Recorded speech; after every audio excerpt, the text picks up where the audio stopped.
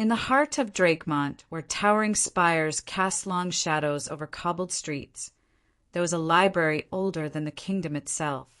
Within its candlelit halls, countless tomes lay stacked, their pages whispering secrets of ages past. Few dared to enter after dusk, for it was said that knowledge came at a price, and some pages wrote themselves in blood. Among the scholars who called the library their second home, Edmund was the most devoted.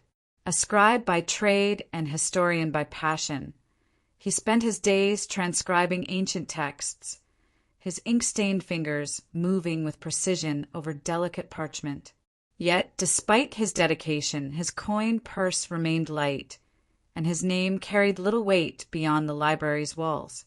One evening, as Edmund searched the archives for an old manuscript, he found a book he had never seen before.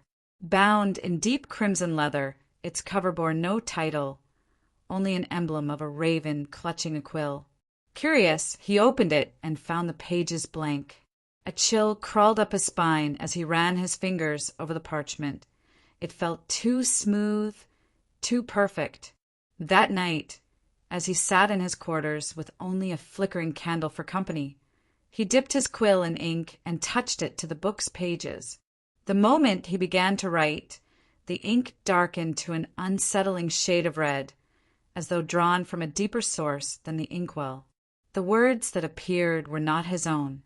To write is to shape the world. Startled, Edmund watched as the letters formed themselves. His breath quickened, but his curiosity outweighed his fear. He wrote again, this time testing the book's magic. A warm breeze stirs the air. At once, the candle's flame wavered, though his chamber was sealed from the wind.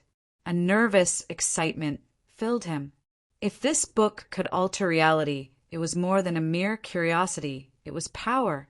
The next morning, Edmund tested the quill's limits. He wrote of wealth, and by dusk an anonymous benefactor had left a purse of gold upon his desk.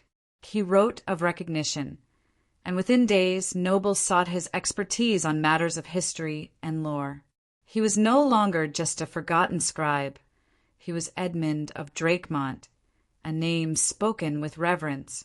But power is a fickle master. One night, a knock echoed through his chamber. A messenger, clad in royal colors, presented him with a summons from the king himself. King Aldrich of Drakemont requests your knowledge. Edmund's heart pounded. His words had shaped reality, but how far had their influence stretched? The king led him to the war chamber, where maps of the kingdom lay unfurled across a grand oak table. You are a man of wisdom, Edmund, the king said. Tell me, how will Drakemont's future unfold?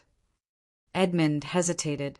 He had used the quill for wealth and status, but now he was being asked to shape the fate of the realm itself.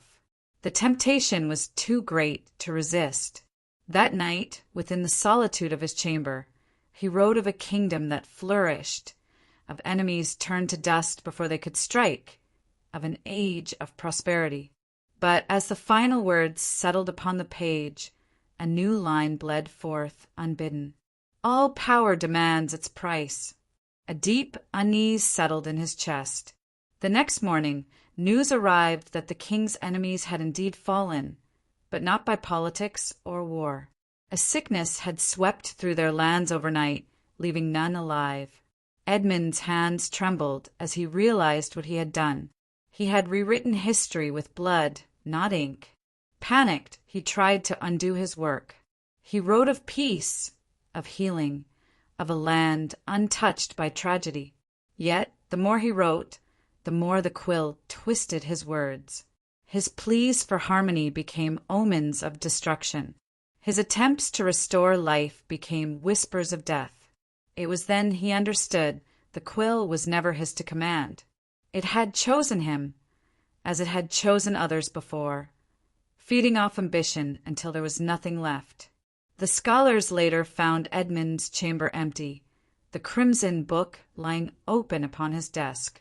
The last words written in his own hand were smudged, as though he had tried to wipe them away. A scribe's final tale is always his own. The book was sealed away in the depths of the library, locked within a vault of iron and runes.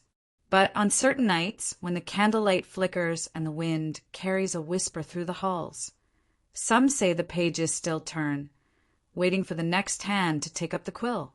For stories, once written, are never truly erased.